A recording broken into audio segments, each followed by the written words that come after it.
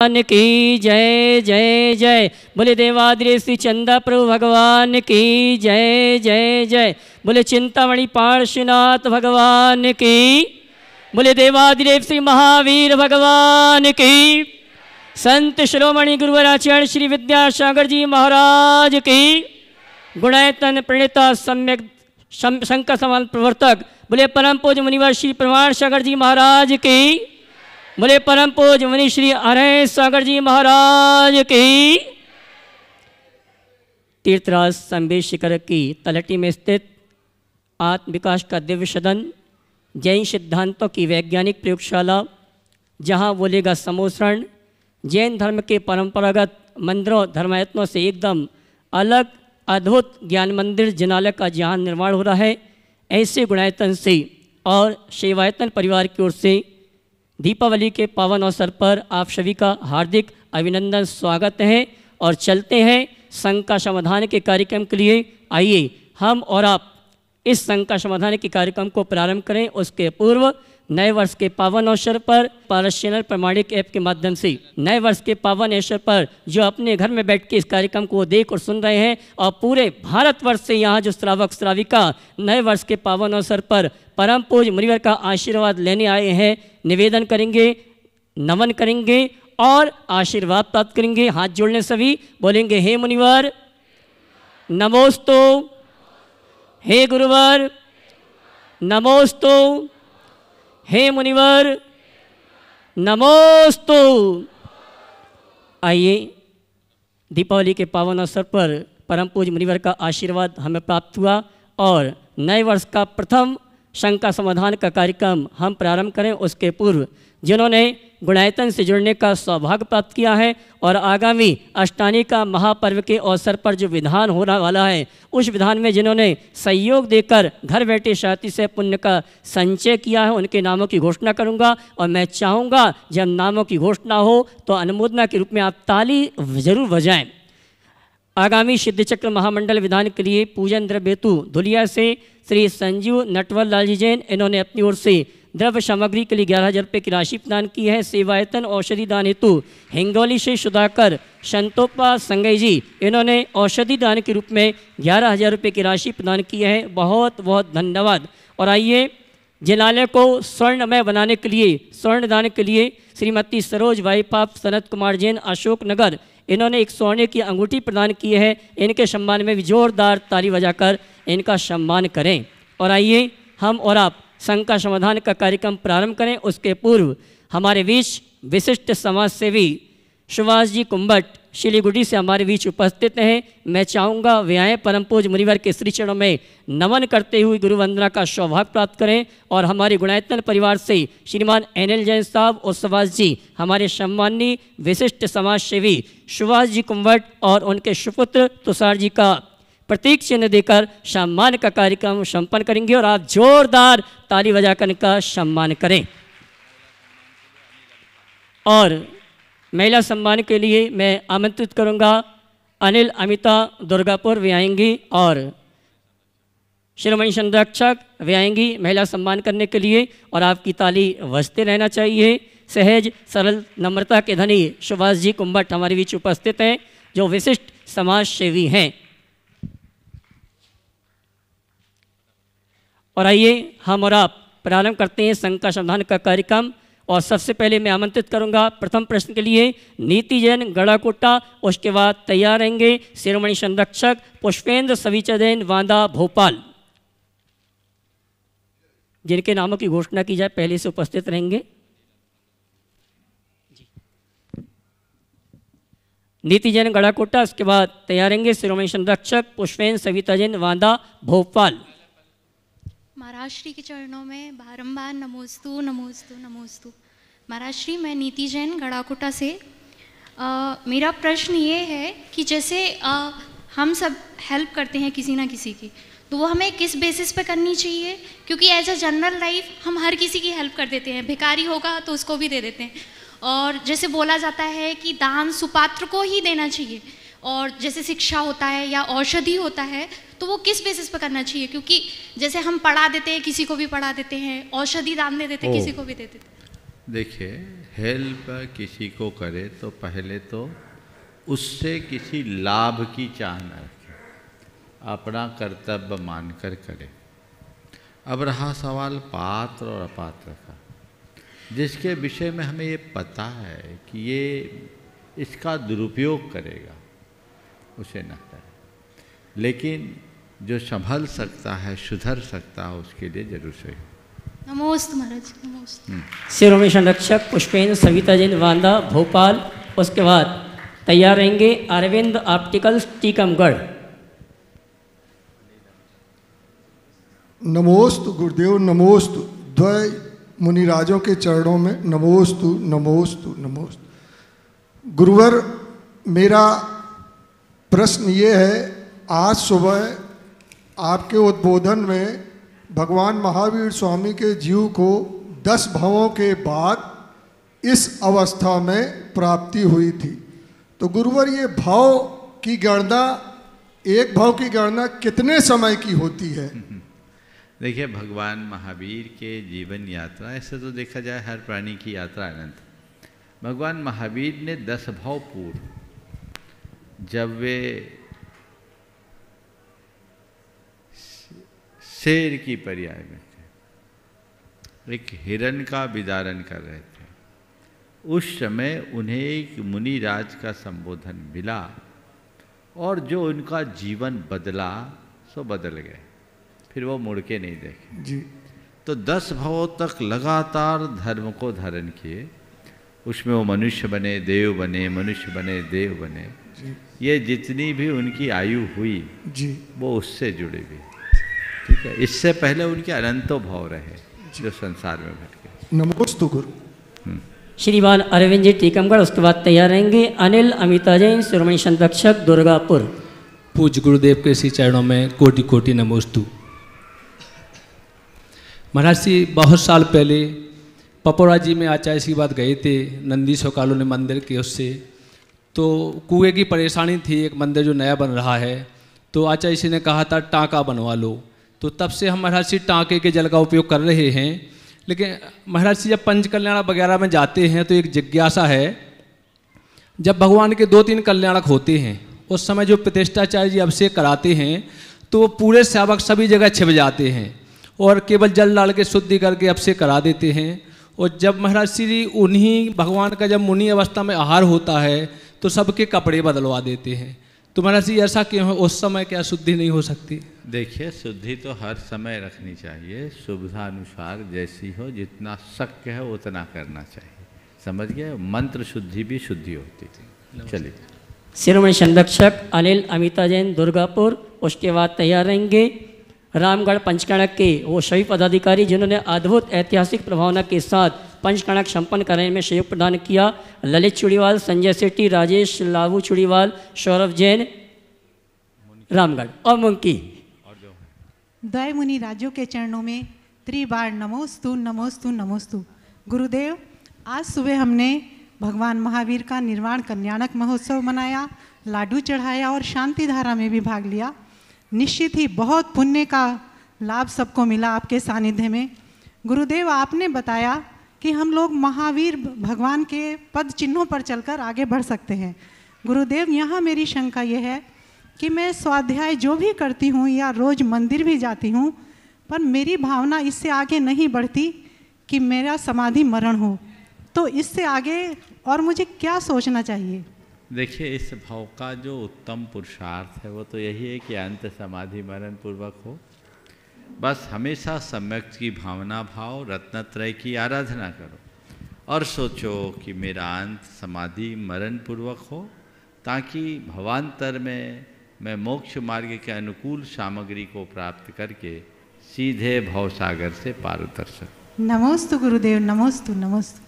रामगढ़ दिगंबर जैन समाज के ललित चुड़ीवाल, संजय सेठी, राजेश लाभू, वहीं से कर लो, सौरभ जैन, वहीं दे दो, ये सभी एक साथ। और इसके बाद तैयार रहेंगे गुणायतन संरक्षक सुमित पड़रिया जबलपुर।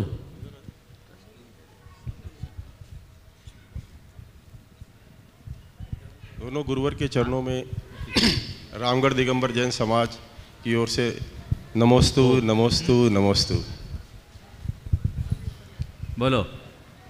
ऐतिहासिक पंच कल्याण जो संपन्न हुआ आपके सानिध्य में, हमारा समाज उन ऐतिहासिक क्षणों के लिए सदा के लिए आभारी रहेगा, गुणायतन परिवार और आपके सानिध्य का। एक शंका जो मेरे मन में है, जो बराबर रहती है, कि जब हमें कोई देख नहीं रहा होता है तो हम वो होते हैं जो हम होते हैं।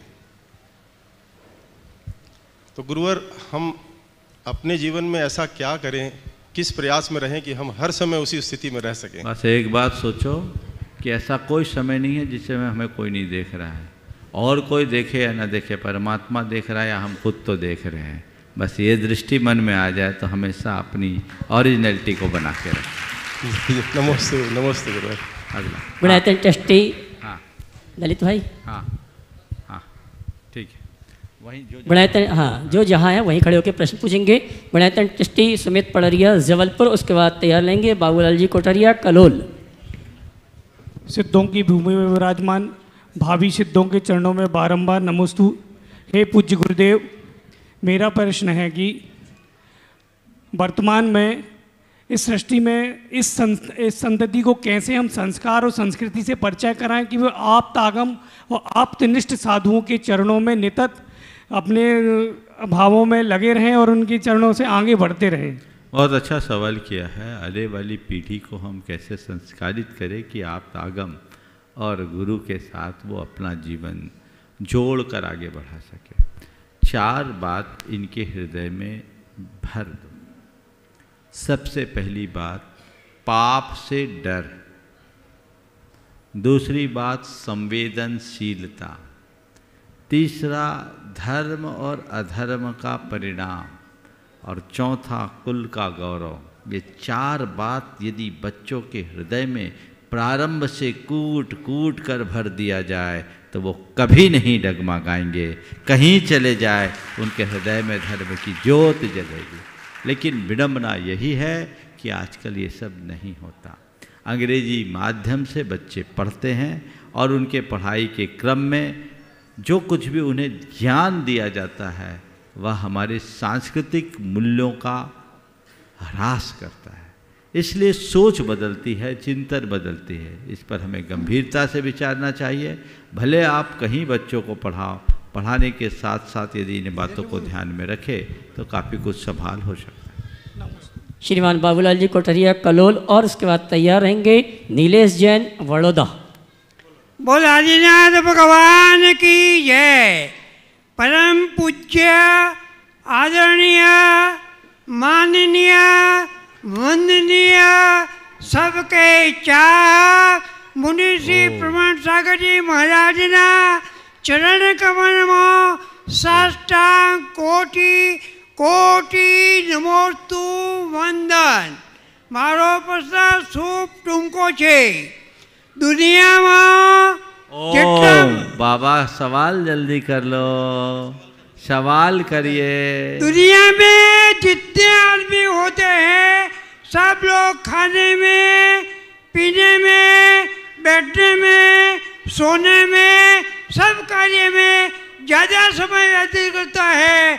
लेकिन धार्मिक कार्य में, सामायिक में, प्रवचन में कम समय लगता है। इसका क्या कारण है, उसका मुझे प्रत्युत्तर देने की यश कृपा करे। देखिए, बहुत अच्छा। दुनियादारी के कार्यों में आप जितनी तत्परता से जुटते हैं, धर्म के कार्य में उतनी तत्परता नहीं दिखाते। दादाजी ने पूछा है कि उसकी वजह क्या? उसकी एक ही वजह है, वह रुचि। तुम्हारी दुनियादारी के कार्यों के प्रति जैसी रुचि है, यदि उसकी 10% रुचि धर्म में लग जाए, जीवन की दिशा बदल जाए। तो दुनियादारी की रुचि से बदलकर धर्म के प्रति अपनी रुचि जगाओगे तो हमारा जीवन प्रशस्त होगा और हमें धर्म रुचि निरंतर बढ़ाने का उद्यम करना चाहिए। ओ चलिए, नीलेश जैन बड़ौदा, उसके बाद तैयार रहेंगे दीपाली जैन पनागर। नमस्ते महाराज जी, मैं नीलेश जैन बड़ौदा से बताना चाहूँगा कि हमने एक आचार्य श्री के आशीर्वाद से गौशाला शुरू करी है 2 साल पहले। वो 9 गाय से शुरू करी थी अभी 23 है और उसमें बड़ौदा समाज का सहयोग मिल रहा है। हमारी इच्छा है उसको 500 गायों तक ले जाने के लिए हम जमीन ढूंढ रहे हैं, तो हमें आशीर्वाद दीजिए कि वो हमें कार्य संपन्न हुए। बहुत बहुत आशीर्वाद। बहुत गुजरात में दिगंबर जैन समाज की ये पहली गौशाला है जो आचार्य के चल रही है। बहुत अच्छा प्रयास है, ऐसा करो कि ये गौशाला बहुत फले फूले। बहुत बहुत आशीर्वाद। नमस्ते महाराज जी। मेरा प्रश्न ऐसा है कि आज सुबह जब मैं पहाड़ पे वंदना के लिए गया तो कल जो रात को बरसात हुई थी उसके कारण जब हम अंधेरे में चले तो पता नहीं चला, लेकिन चोपड़ा कुंड के बाद जब आगे बढ़े तो जैसे ही उजाला हुआ तो पता चला कि जो एक अलसिया करके जीव होता वो सड़क पे बहुत सारे थे और जो लोग पहले जा चुके थे वो उनके ऊपर से गए और काफ़ी 80% मृत अवस्था में थे। तो उनको देख के मन में ये दुख हुआ कि अपन ये पुण्य कर रहे हैं उसके साथ ज़्यादा पाप हो रहा है, क्योंकि जमीन पे पैर रखने की जगह नहीं थी वहाँ से जाते समय। इसके लिए एक ही उपाय है कि आप दिन में चढ़ो, रात अंधेरे में मत चढ़ो। जैसे हम लोग चलते हैं, जैसे हम लोग चढ़ते हैं, रात अंधेरे में चढ़ोगे तो गड़बड़ होगा। दिन में चढ़ो, इरियापथ से चढ़ो, देख के चढ़ो। अब आप लोग सब सोचते पहाड़ रात रात चढ़ जाओ पता न लगे, हिंसा तो होती है। और टॉर्च से क्या दिखता होगा, शायद नहीं दिखता है। इसलिए अपने विवेक का प्रयोग करना चाहिए।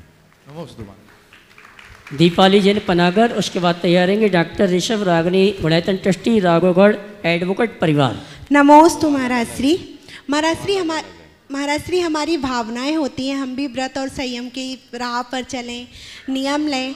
और अभी के युवाओं को है जो ये सब भावनाएं आती हैं, पर हम उस राह पर चलने से फिर से बोलिए।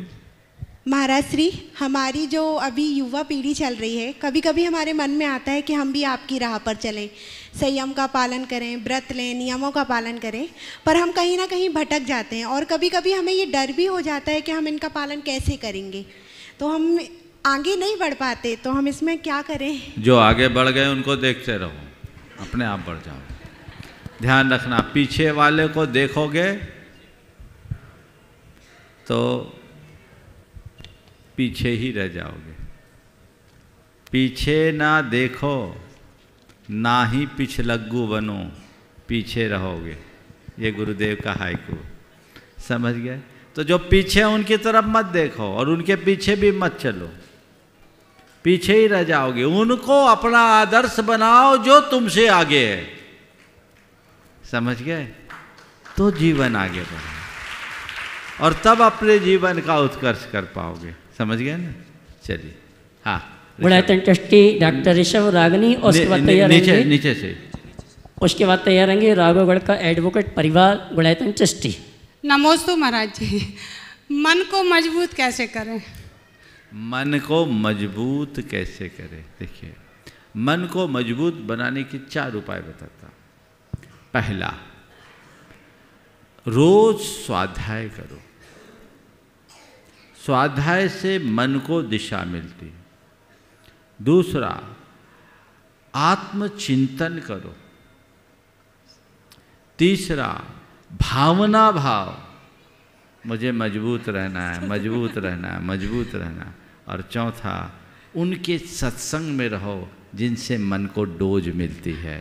ये चारों चीज़ें जुड़ गई, स्वाध्याय, सत्संग, चिंतन और भावना, चारों चीज़ें मिल जाए, जुड़ जाए तो मन अपने आप में परिपक्व हो जाए। फिर ज़्यादा कुछ कहने की नमस्ते, जल्दी आएंगे महाराज जी आपके पास। गुणायतन ट्रस्टी एडवोकेट परिवार राघवगढ़, और उसके बाद तैयार रहेंगे तुषार जैन इंदौर। दोनों मुनिराजों के चरणों में मेरा त्रैवार नमोस्तु नमोस्तु नमोस्तु।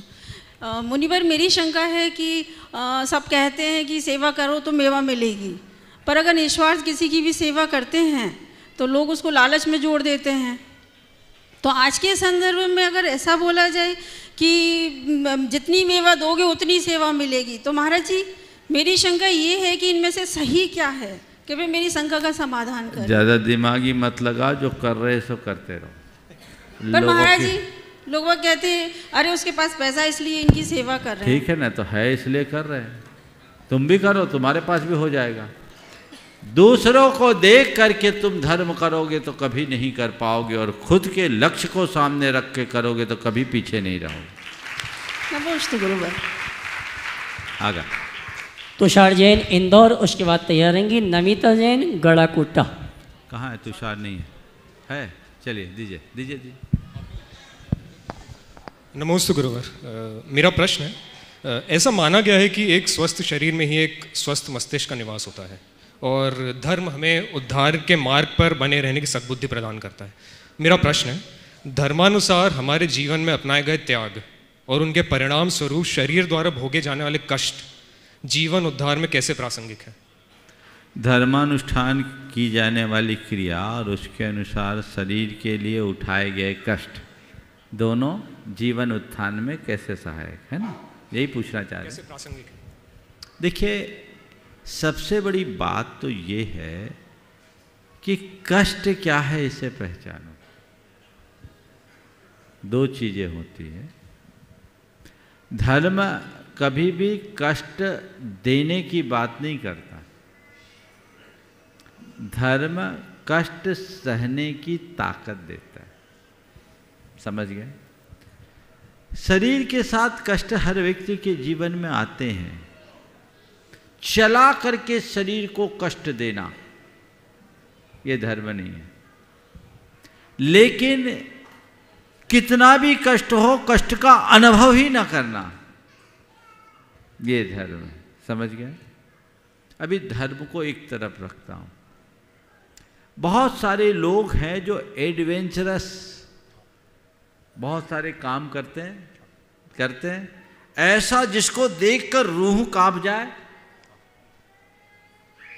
कष्ट सा दिखता है, पर उनको कोई कष्ट होता है क्या? वो तो एंजॉय करते हैं ना। तो मतलब क्या है? कष्ट बाहर की स्थिति पर नहीं, अंदर की अनुभूति पर निर्भर करता है। समझ गए? जो कष्ट का अनुभव करता है वो त्रस्त होता है और जो कष्ट को सह लेता है वो मस्त होता है। धर्म तुम्हें मस्त होकर जीने का रास्ता बताता है। मैं तुमसे एक सवाल करता हूं, पर्वत की वंदना कर ली कि करोगे? करने वाले हैं। करने वाले हो? करोगे तो पर्वत की जो वंदना है बहुत आरामदेह तो नहीं है ना, कष्टदायक है। लेकिन ये बताओ, उस कष्ट को भी तुम खुद चलाकर स्वीकारते हो कि नहीं? पता चलेगा। पहली बार आए हो? हाँ, पक्का मान के चलना। तुम पहली वंदना करके जब लौटोगे ना तो मन में ये आएगा, हे भगवान हर साल आए। यहाँ जितने उनसे पूछना, बस यही धर्म का प्रभाव। धर्म मनुष्य को मजबूत बनाता है, स्ट्रांग बनाता है। अपने आप को और स्ट्रांग बनाओ, समझे? नमस्ते गुरुवर। संगीता सहाय अहमदाबाद, उसके बाद तैयार रहेंगे पूर्वी जैन बांसवाड़ा।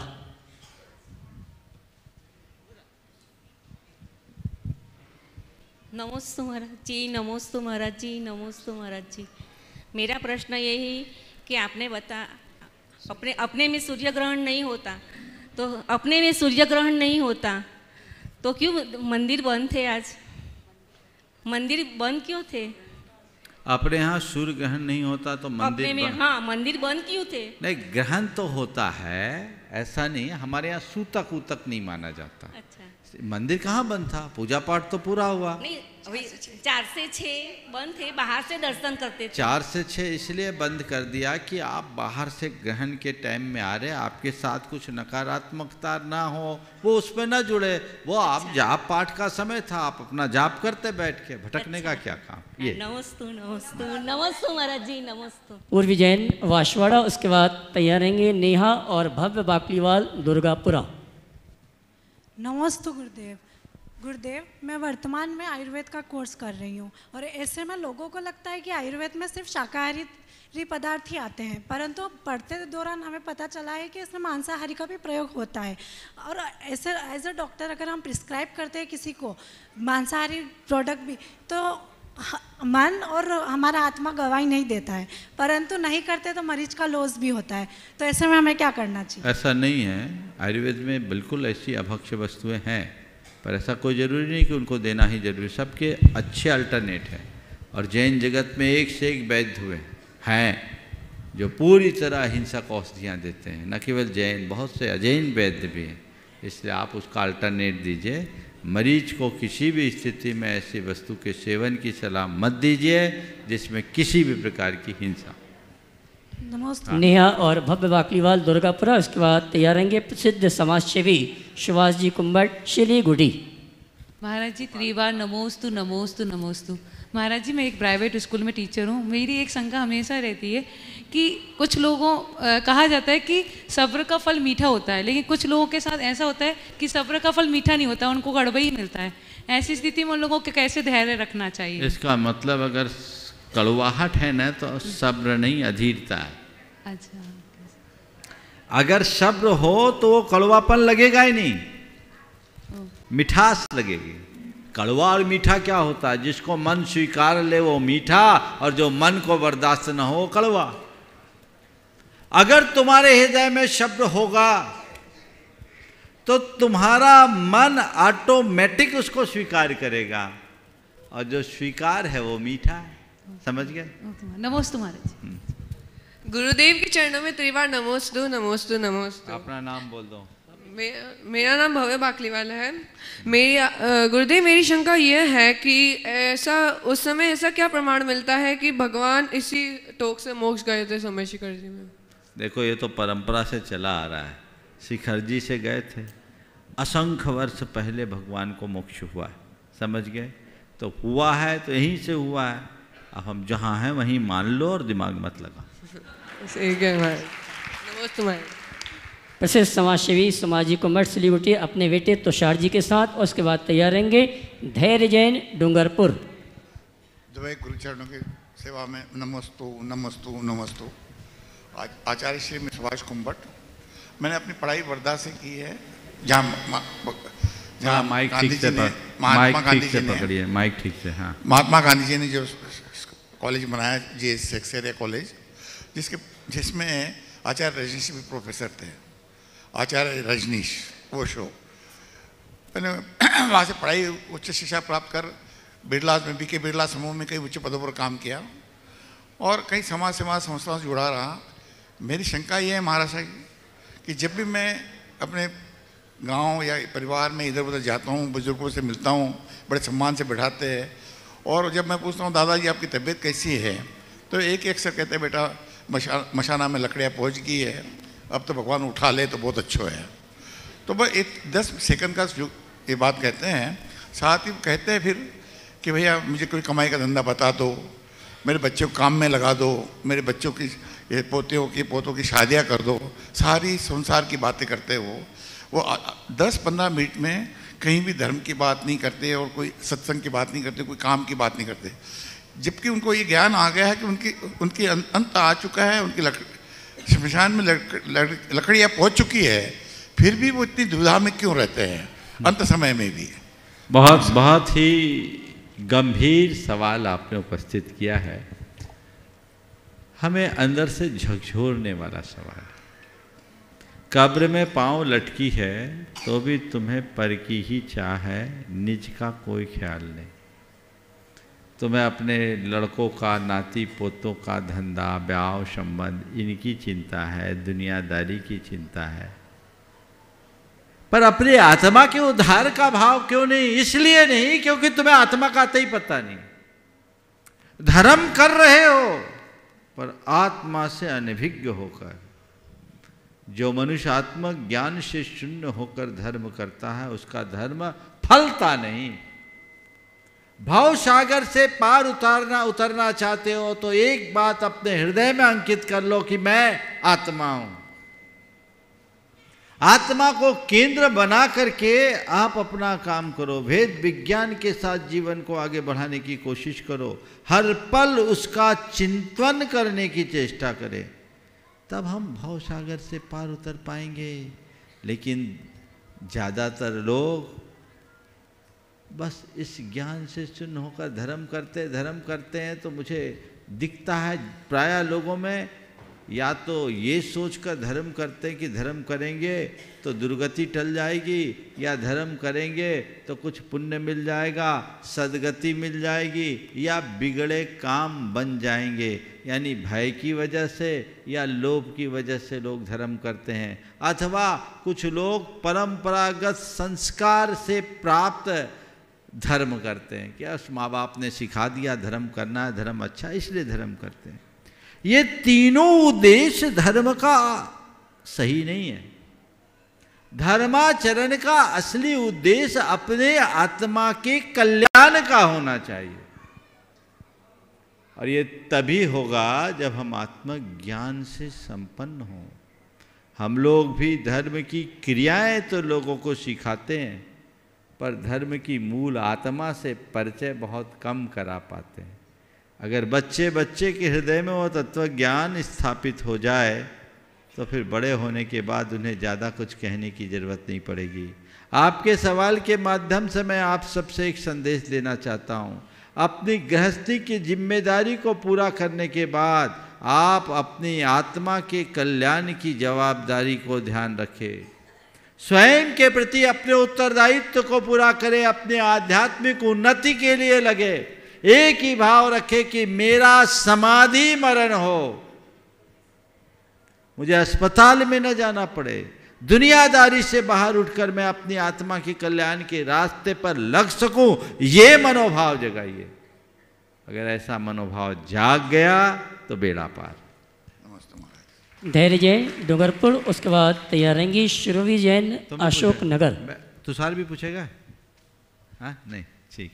नमोस्तु महाराज जी, मैं धैर्य जैन पीठ डूंगरपुर राजस्थान से। मेरी जिज्ञासा ये है कि हमारे 24 तीर्थंकर हैं और 24 तीर्थंकरों के अलग अलग चिन्ह हैं, जैसे आदिनाथ भगवान का बैल है और महावीर स्वामी का सिंह है, पारसनाथ भगवान का जैसे सर्प है।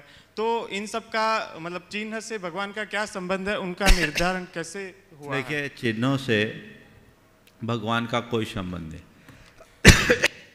ये तो एक संयोग है। शेर से भगवान महावीर की पर्याय की शुरुआत हुई, इसलिए शेर है। पार्श्वनाथ भगवान ने सर्प को उद्बोधन दिया, इसलिए सर्प का संबंध जुड़ गया। आदिनाथ भगवान ने पूर्वों में बैल को मुश्का बांधा था, इसलिए बैल से जुड़ गया। लेकिन स्वस्तिक है, चंद्रमा है, वज्रदंड है, ये किनके कारण हुआ? समझ गए? तो ऐसा कुछ नहीं है।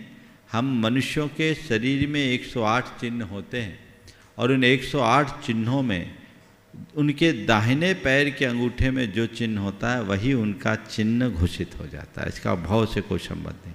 चलिए, नमस्कार। सुरभि जैन अशोकनगर, उसके बाद तैयार रहेंगी प्रतिभा स्थली रामटेक चंद्रीशे ब्रह्मचारिणी स्वाति दीदी, अंजलि दीदी। आ जाओ, वहीं से दे दो। हाँ। सुरभि जैन अशोकनगर नहीं है। नमस्ते महर्षि, नमस्ते महर्षि। महर्षि, अभी आपने बताया कि बच्चों के उत्थान के लिए उन्हें संवेदना आनी चाहिए। संवेदना, तो बच्चों में वो संवेदना आए उसके लिए हमें क्या करना चाहिए? बहुत अच्छा सवाल। बच्चों के हृदय में संवेदना जागृत करने के लिए क्या करना चाहिए? हमें उन्हें कथा प्रसंगों को सुनाना चाहिए जिसमें पुरुषों के संवेदनशीलता का पता लगता है। फिर उन्हें ये बात बताना चाहिए कि सबकी आत्मा समान है। जैसे हमारी आत्मा है वैसी पेड़ पौधे, कीड़े मकोड़े और संसार के प्रत्येक प्राणी की आत्मा है। आत्म साम्य की भावना जगाएं और उन्हें इस बात का एहसास कराएं कि हमें एक छोटा सा कंकर चुभता है, एक छोटा सा कांटा चुभता है तो हम तिलमिला जाते हैं। उन प्राणियों के साथ कैसे होगा? जियो और जीने दो का यही मंत्र है।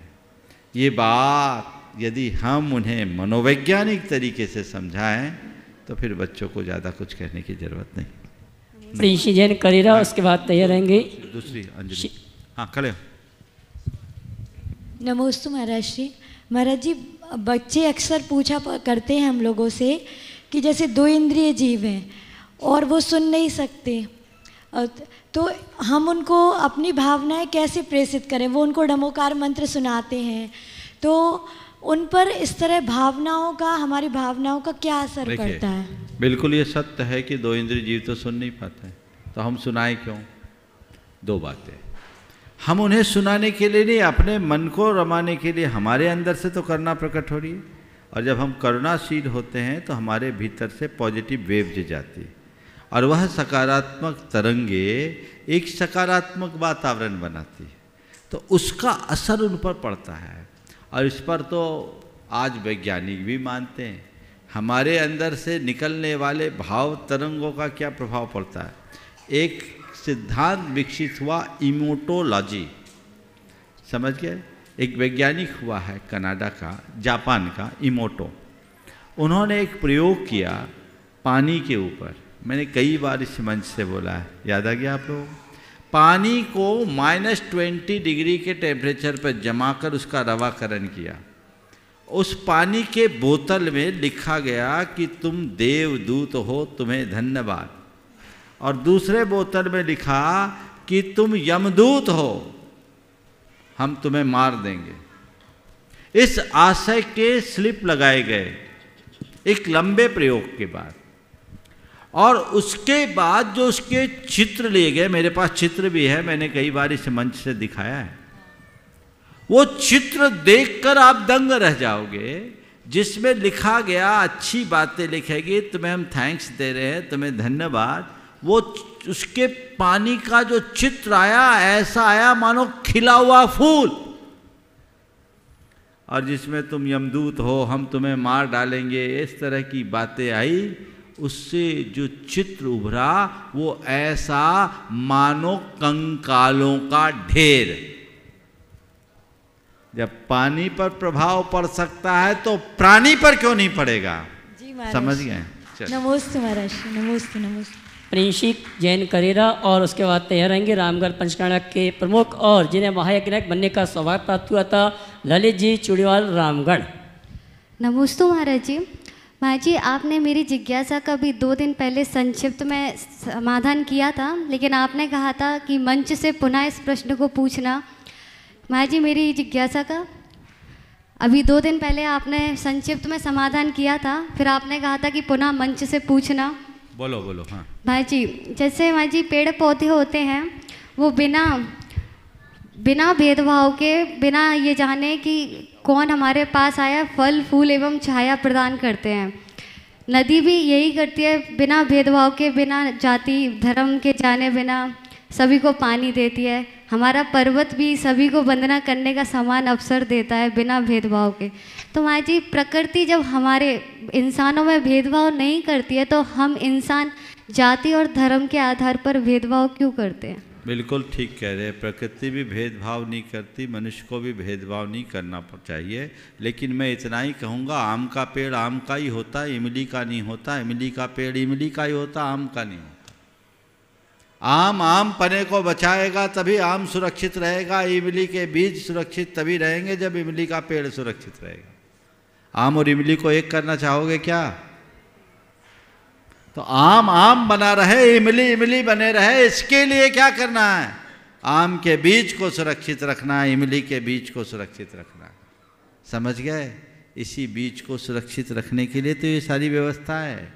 पेड़ के नाते सब एक है, लेकिन जब हम बात करें तो ये आम है, इमली है, अनार है, चंदन है, ये वो है, वो नीम है, ये जितने भी पेड़ हैं उनकी जातियां हैं ना।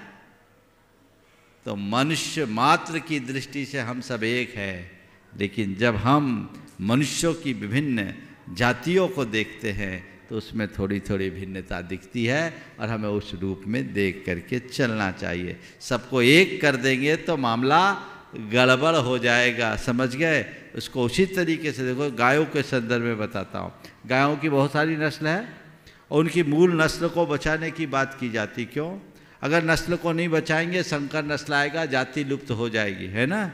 तो ऐसे ही जैसे गायों की नस्ल है, वैसे मनुष्यों की नस्ल है, उसके मूल स्वरूप को बचाए रखना बहुत जरूरी है। अगर नहीं बचाएंगे तो ये वर्ण संकर होगा और घोर अव्यवस्था होगी। ललित जी चूड़ीवाल, रामगढ़। गुरुदेव के चरणों में त्रैवार नमोस्तु नमोस्तु।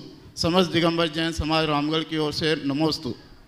गुरुवर, आज जबकि संपूर्ण विश्व में, चाहे वो राजनीतिक क्षेत्र में हो, चाहे सामाजिक क्षेत्र में हो, चाहे मल्टीनेशनल जितने भी ब्रांड्स हैं उस क्षेत्र में हो, महिलाओं ने अपना वर्चस्व कायम कर रखा है। सभी मुख्य पदों पर महिलाएं आसीन भी हो रही हैं और कार्य कर रही हैं। हमारे समाज में ये जो मेरा पर्सनल अनुभव है कि हमें अपने समाज में महिलाओं को आगे लाने के लिए क्या करना चाहिए। महिलाओं का बहुत सीमित दायरा शायद मेरे ख्याल से हो रखा बिल्कुल, है, बिल्कुल, उसको हम लोगों को आगे लाने के लिए क्या प्रयास करना चाहिए? आगे लाने के लिए कुछ नहीं करना, आप लोगों को थोड़ा पीछे होना। इसलिए आज के सत्र को मैं यहीं पर विराम दे रहा हूँ। आज आप लोगों को लाभ मिल गया। एक सवाल इनका और है, एक कर लो, देख लो जल्दी से, जल्दी पहुँचा इनको जल्दी दो, एक आखिरी सवाल, और ये इसके उपरांत आज का सत्र यहीं पूरा होगा। आचार्य श्री को नमोस्तु। महाराज श्री को नमोस्तु। महाराज श्री को नमोस्तु। हाँ। महाराज जी, अपन बोलते हैं सम्मे शेखर से 20 तीर्थंकर मोक्ष गए हैं, अपन उनका अर्घ पढ़ते हैं, एक अरब एक कोड़ा कोड़ी, तो इनका मतलब क्या होता है? उनके तीर्थ काल में या पहले आदिनाथ से आज तक के इस काल में इतने लोग मोक्ष गए, ऐसा है। बोलिए परम पूज्य आचार्य गुरुवर श्री विद्यासागर जी महाराज की